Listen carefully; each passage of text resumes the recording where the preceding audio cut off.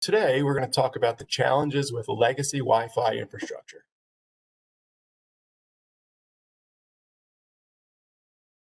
For those of you who don't know me, my name is Steve Brown. I'm the Vice President of Network Engineering. I've been with Judge almost 4 years, and prior to joining Judge, I was the Vice President and Chief Technology Officer of an integration firm that served Eastern Pennsylvania, Northern New Jersey, and some of New York. We specialized in network infrastructure, wireless, data center, security, and unified communications. And we were a value-added reseller of Cisco, VMware, Mitel, you name those technology, we partnered and deployed them. So today, we're going to quick talk about the keynotes scheduled for the rest of the year. I'm going to go over a little bit about the division that I work for, go through our presentation, give you some contact information, and that should wrap it up. One thing to note, I am going to allow chat. So if you guys, during the presentation, if you have questions, feel free to use the chat inherent in WebEx. And maybe at the end, if we have time, I'll review some of those questions. And if not, I'll reach out to all of you in directly and address. But today, we kind of got started late this year. Obviously, we've had some interruptions with COVID, but we've got a number of keynotes throughout the December. Besides today, we also have Project Planning in a World Full of Change, led by Mike Lee, and that's on December 3rd. We then have Globalizing Delivery Strategy in Regulated Industries, and that's presented by Dan Lewis on December 10th. And then finally, we have the Principles of Project Leadership, and that's presented by John Howard on December 17th. Some great content. I hope you guys can join these through the rest of the year. So about the division that I work for within Judge Consulting, it's the Network Solutions. And really the vision that our group has is to assist today's companies in modernizing and standardizing their underlying connectivity while improving performance and efficiencies both within and outside of their organization. We all hear about digitization and all of those things. And what our group is there is to help really put the infrastructure and upgrade the network services to support all of that. We can provide advisory services, road mapping, cloud solutions that can be focused on LAN, WAN, data center, security. We can do complete deployments, managed services, and day two support. So if you ever have a need, feel free to reach out to me or one of my team members. We'd be happy to help with any area of that technology. So today, this is what we're talking about. What is wireless? Is it Wi-Fi or is it 5G? I know for me, it works in the family room, not the kitchen, sometimes on the deck. I know I have my TVs, the Peloton, Xbox, garage door openers, refrigerators, thermostats, light bulbs. I mean, individual light bulbs. I went to Home Depot and bought a light bulb for $15 that has built-in wireless. All you need to do is screw it into any light. You go up to it with your phone, connect to it, and then connect that light bulb to your wireless network, and you can control that light bulb from your device. It's crazy what is happening on our wireless. We then also have our laptops, iPhones, iPads, all connected. And that is just at home. Imagine what's happening in the corporate world. And that's going to be the focus of today's discussion. So we're going to talk about the history of wireless. We're going to talk about Wi-Fi versus 5G. We're going to talk about the corporate wireless LAN and what is needed to modernize the wireless LAN. And then really also we're going to talk about the benefits from the Judge approach and process. Again, the history of today's wireless.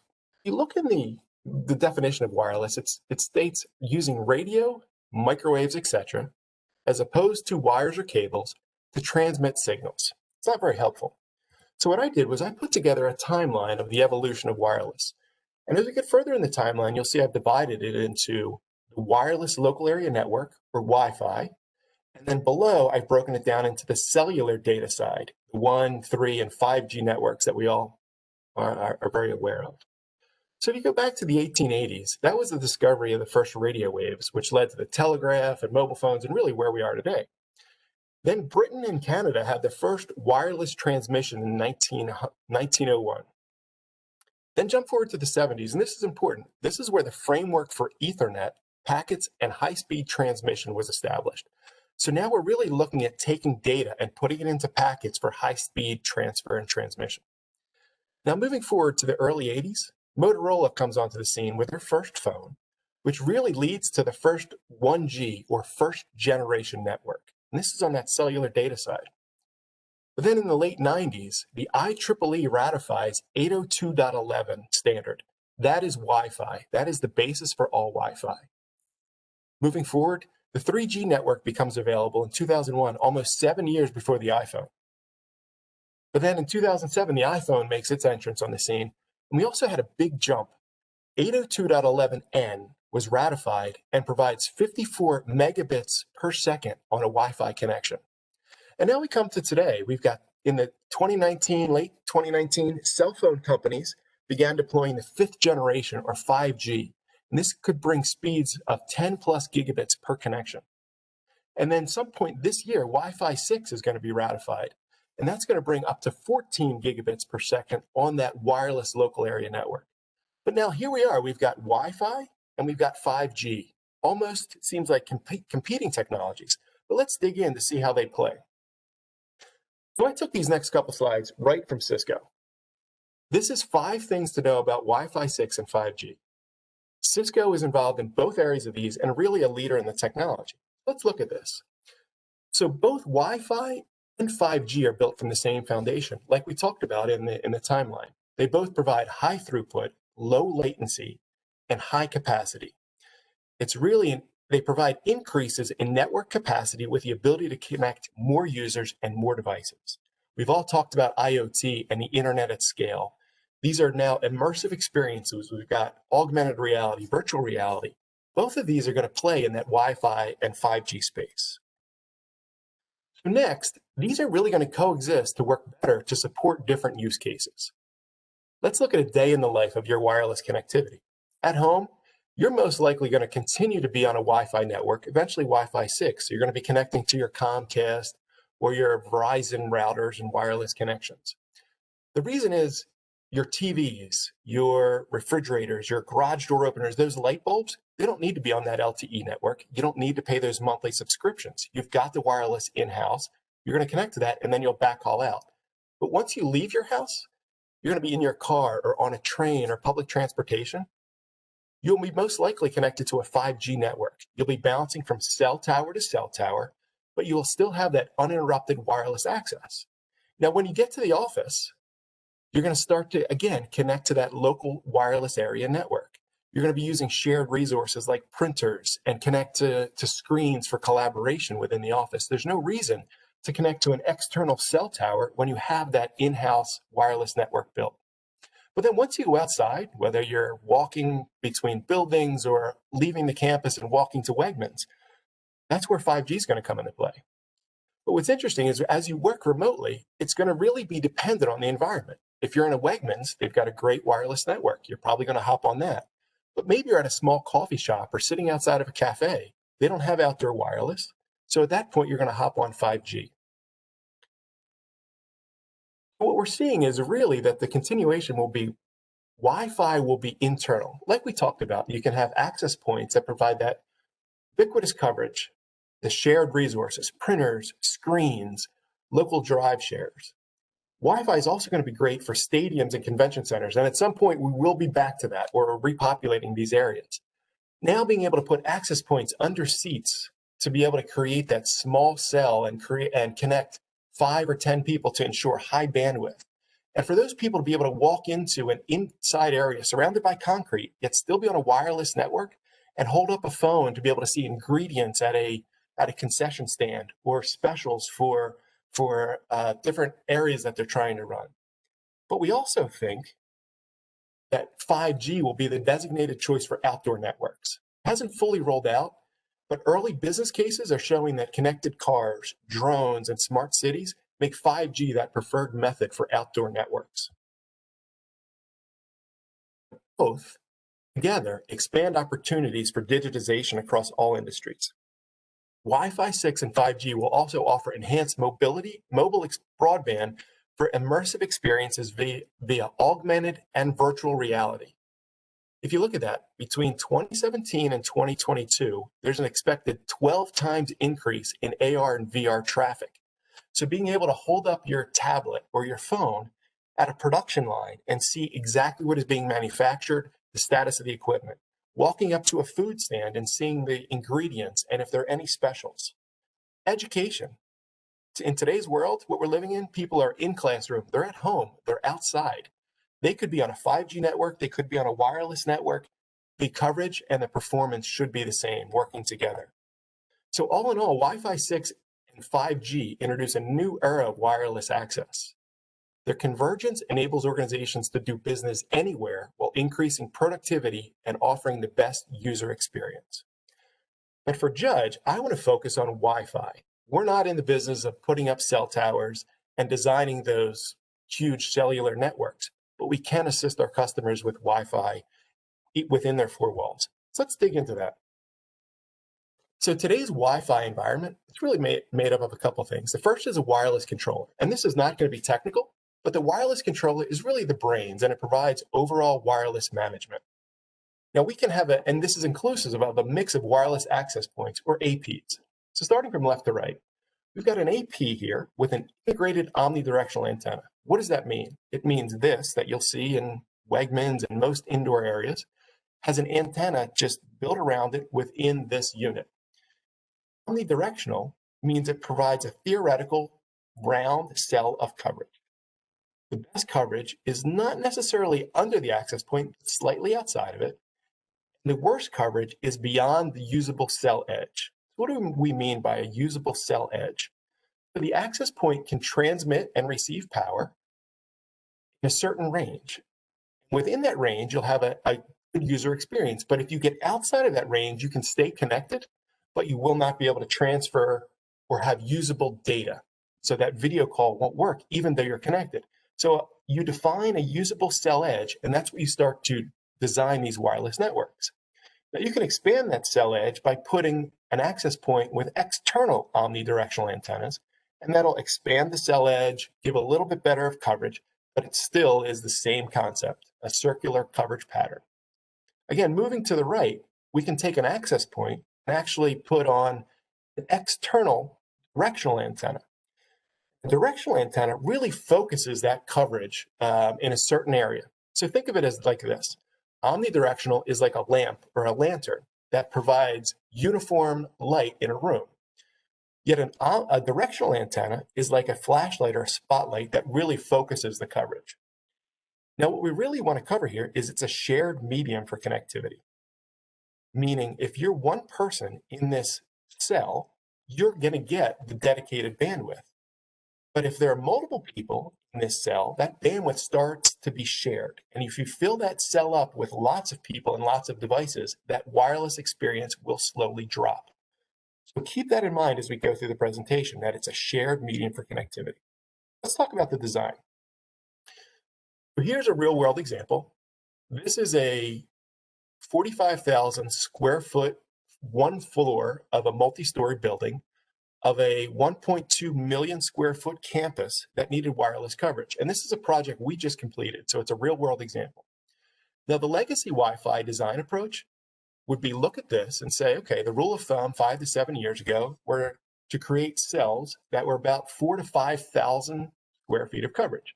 So something like this, you put a bunch of cells out, in this case 9 APs, and you get nice coverage, you've got nice overlap, and it should provide a usable experience. It should facilitate roaming.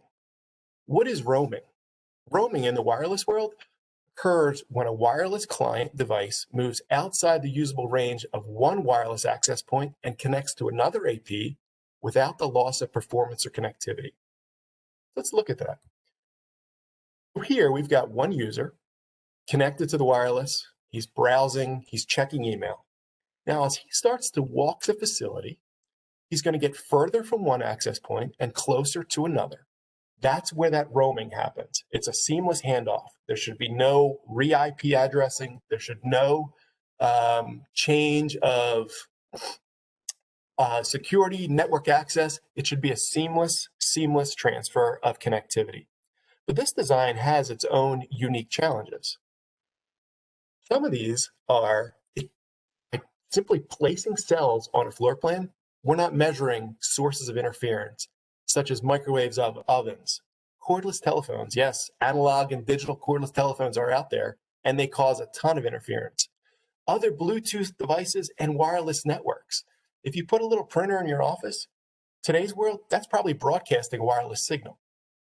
This design doesn't also account for environmental conditions, such as building structure and materials. The walls today could be brick, they can be concrete, they can be steel and drywall, they can be wood and glass. All of those absorb, reflect, they all have their own unique effect on a wireless network. What about logistics centers and manufacturing? Well, racking creates a huge challenge for wireless network. First off, the steel will reflect and it will scatter signal, making it being received at multiple access points in and out of sync. And then the materials that are stored on those racks can also have a huge impact. So if it has liquids, they absorb wireless signal. If they're open, now the wireless signal propagates freely. So all of these need to be taken into account. What about ceiling heights? If you go into that Wegmans, their ceiling heights are about 30, 40 feet off the ground. Well, that cell edge, it's not just horizontal, it's also vertical. So now, if you mount an access point at the top of a ceiling, by the time it gets to the ground where all the users are, they're pretty much at the edge of the cell of usable signal. So what Wegmans and all others have done is they put a pole that lowers the access points down to maybe 15 feet off the ground, which is optimal. What about high density spaces? Like we talked about, we're going to get back to those high density spaces, but meeting rooms, conference centers, those all have their unique challenges. And now we have high speed roaming for data transfer for low latency applications. We're all on our devices, and it could be streaming video, it could be Zoom video, WebEx, Teams, Wi-Fi voice. As you're roaming, you have to have a seamless handoff where you will have a lockup and you will have a loss of connectivity. We then also have today's advanced technologies. What are our customers doing to try to fix these legacy design challenges? One of the first things they do is they increase the AP power to compensate for poor coverage. So they expand that cell. That causes something interesting called radio asymmetry. What is radio asymmetry? Here's an easy example. Let's say we have two people at opposite ends of a football field trying to have a conversation. You give one a megaphone. He can clearly speak to the person at the other end of the field, but the person without the megaphone can't reply back because they can't be heard. So radio symmetry happens when the conversation starts, the person on the other end cannot respond, and the conversation continues to start and it never gets off the ground. Slow roaming, poor connectivity, bad user experience. The other thing our customers do is they do a random add of APs to compensate for poor coverage. Wireless is a complex technology, but adding APs randomly will cause interference, co-channel interference, and it's interesting, it's causing a hopping or continuous roaming where the devices see two access points and they try to connect to each one back and forth and they can never get the conversation started. Again, poor connections. Lots of challenges, especially when today's Wi-Fi environments should be able to provide things like contact tracing. With COVID-19, the Wi-Fi environments today should be able to see where people are congregating, identify those who are getting too close, be able to look at bottlenecks and help identify those. We also can address workspace flexibility for on-the-fly redesign so that as users come in, they can move anywhere without the facility and have that same end user experience. How about asset tracking? In today's environments, don't you think hospitals would want to know where their blood pressure machines and their ventilators are? Today's wireless, you can put an asset tag on them and be able to go to a portal and say, where is the ventilator from floor 3, wing 2? And be able to see that, oh, it's on the first floor in the closet, and be able to go find that. So asset tracking is huge. We talked about mobile voice and video and augmented and virtual reality, outdoor coverage. Everything you hear today is get your people outside. Well, how can people work outside if they don't have adequate support from either their Wi-Fi network? This doesn't happen. Inventory management, building controls, and then support of 5 or more wireless devices per person. I mean, I could go on with these use cases, but today's Wi-Fi environments need to provide support for these while also supporting the exponential growth of wireless devices. We talked about all of these individual devices. Everyone has iPads, iPhones, laptops, watches, Fitbits, printers, and these devices, that could be from just one person. We add in all of the IoT devices, the cameras, the scanners, these autonomous robots that are driving around. We've got virtual reality. We've got inventory pickers that are driving around predefined areas and grabbing inventory. We've got building controls. We now have mobile video units that someone from their house can log in, take control, drive it through a facility, and inspect the manufacturing line or an inventory question. They can then log out of that device and it will drive back to its area and recharge. All of this on the wireless network. What we're seeing is that yesterday's legacy wireless networks are under tremendous stress and failing due to today's increased wireless demands. So how does this get addressed? Well, here's how Judge approaches this. Let's take that same facility. Remember, this is about 45,000 square feet. Let's just look at one wing. Now on here, we've got lots of offices. Remember, all these people could have 5 or more devices. We've got hallways where people could be at one end and easily have a conversation with someone at the other end. But someone within this office obviously can't communicate to the next office. That's how Wi-Fi propagates. So let's show with the design that is being currently deployed. We've got 20 some access points in that one area that in the legacy design only had 4 or 5. And now let's look at the coverage patterns. And these are real world coverage patterns. You can see that this access point is placed in a hallway and that usable cell edge in the hall extends. Within the offices, it doesn't quite go as far. Same with this, it was placed in an office and you can see where it goes. Now, when we do our designs, we're not looking at form, we're looking at functionality. So let's start adding in more access points in the true coverage. Now, what's interesting, none of these are that perfect cell that we talked about that an omnidirectional gives. And that is because of the environment that they're deployed in. So if I continue out, we'll be able to see how this entire coverage pattern was built. Now, there's lots of benefits in this. Let's talk about that. So first, a higher AP count leads to smaller cell coverage patterns, with each cell supporting a smaller, more focused group of device. And each cell only supports high bandwidth connections. So as soon as bandwidth starts to drop, you're going to roam to a new cell that again has a small number of devices, ensuring that your video, your Zoom, your WebEx session has not been interrupted and that your performance is adequate. The higher AP counts provide better accuracy on location tracking and contact tracing. They also provide redundancy in the event of an individual AP failure.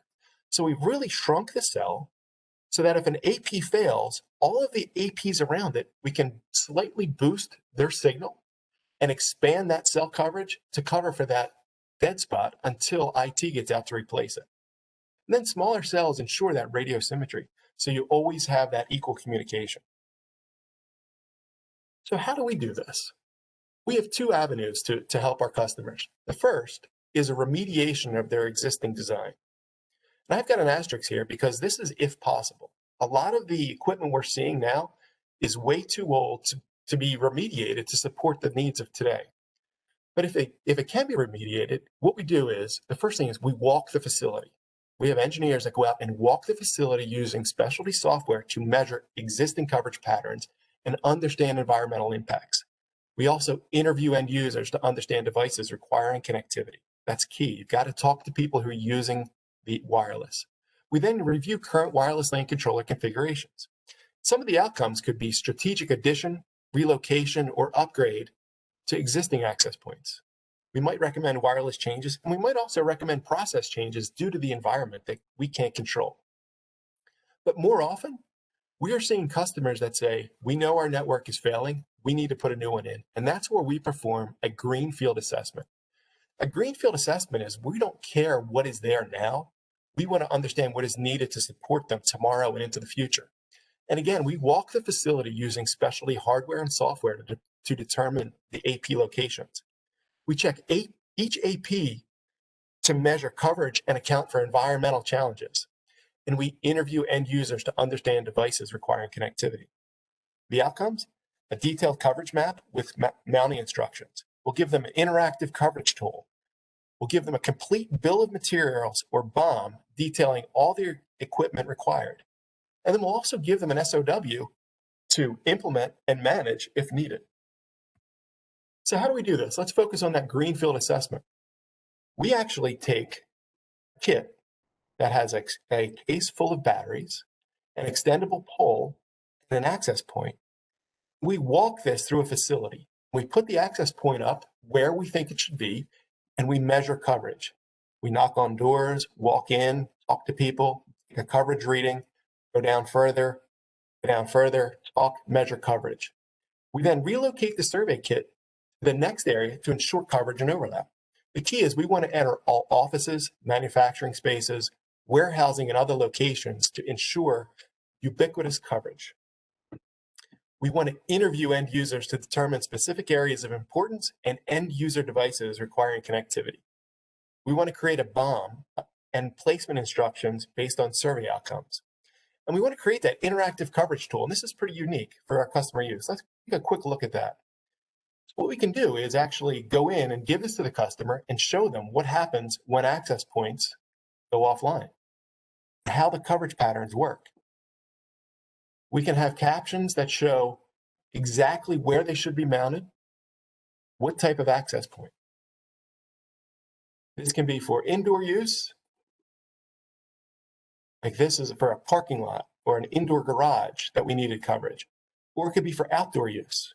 We had a customer that said, we want our people outside, we need coverage. We put access points on the side of the wall, we've put access points in gardens. With this tool, they can see exactly what the coverage pattern should be. We've done this in manufacturing spaces where we want equipment running so we can measure the effect of the RF on the wireless network and measure sources of interference and compensate for them so there's no guesswork afterwards. There's a lot of benefits to this solution. And let's talk about that, the outcomes of a judge-led Greenfield assessment. So first, all AP equipment combinations is based on real-world discovery. Every AP location is validated for optimum coverage prior to deployment. All environmental challenges are addressed during the design versus after the install.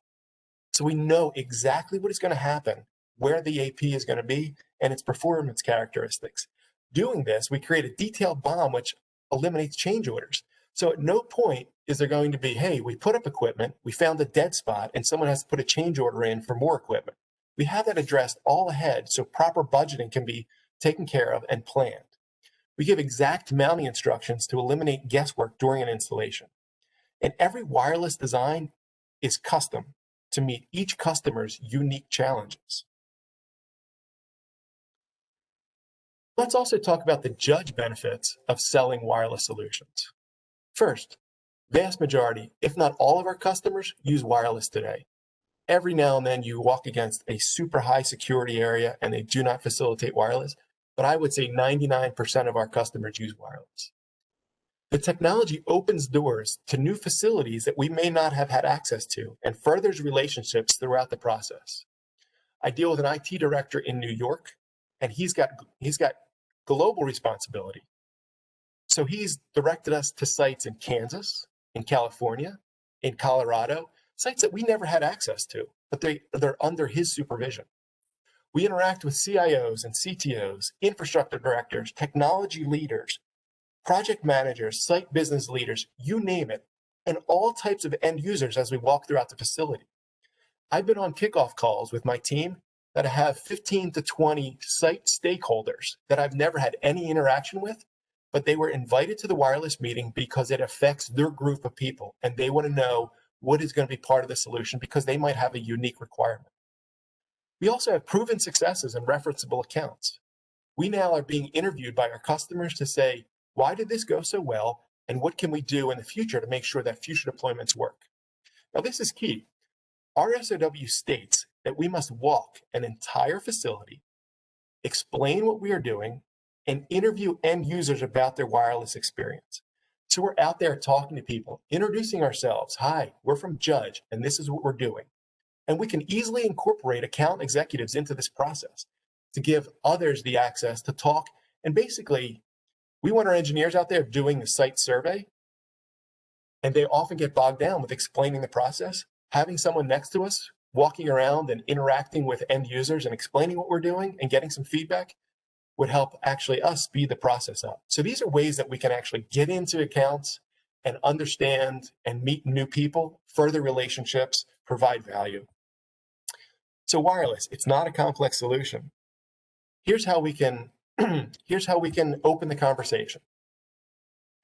It's easy. These are things that we're all doing. How are you guys dealing with COVID? When are you repopulating your office? We're asking that question today. We want to know. Now, what I'm finding is, independent of customer response, whether they're saying we're in the process of, or it's not going to be till June, or we're 50%, the easy response is, what's interesting is during this time, we've had lots of requests for wireless upgrades to facilitate contact tracing, no-touch connectivity, flexible workspaces, mobile video, you name it, wireless has been part of it. Have you done anything like this? Could I send over some info, or could you put me in touch with a person or team that handles wireless? We'd love to help keep you and your facility safe and effective. Very easy conversation. It's not technical, and it's sharing a solution to an existing problem. Now, another one, when we're on site, and I promise you, we will get back to that. It's something that we're asking today. The question is, do you have a wireless guest network? We all ask that. And it's easy to follow up with, if okay with you, I may have to hop on a 2-minute video call and was curious to see if you thought I'd have any issues. Let's look at that question. 1, you've qualified them to see if they have a wireless guest network.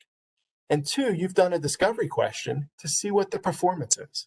End users might come back to you and say, oh, you've got to hop on a video call? Well, let me put you in this other conference room because this area has dead spots. So now you've started that. And whatever the reply is, again, hey, it's interesting. During this time, we've had lots of requests for wireless upgrades to facilitate mobile video, contact tracing, all the things that we're talking about today. You can follow up with, do you want me to send over more info on this? Or could you put me in touch with a person or team that handles this? We'd love to help keep you and your facility safe and effective. So wireless is a very easy conversation to have, and it opens the doors to lots of opportunity, lots of sites, and lots of new contacts within these facilities.